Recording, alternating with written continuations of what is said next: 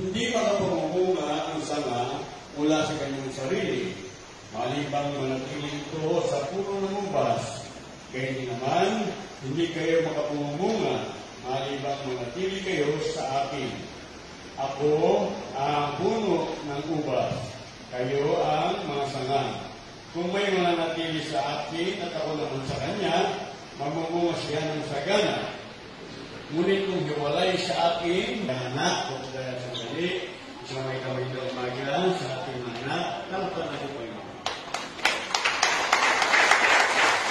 Pag-aralan ng ating sarili, ilapat sa konsensya ng ating Panginoon. Amen. Amen. Amen. Nakita natin.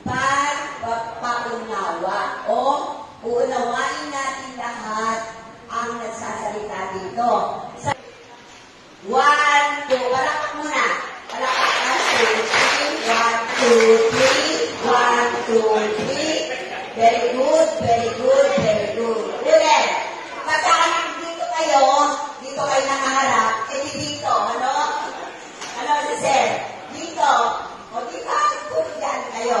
Kasi ako, anak na nakaharap sa inyo. Kaya, dito ako naka 1, 2, 3. 1, 2, 3. Very good, very good, very good. O, di ba? Agad na.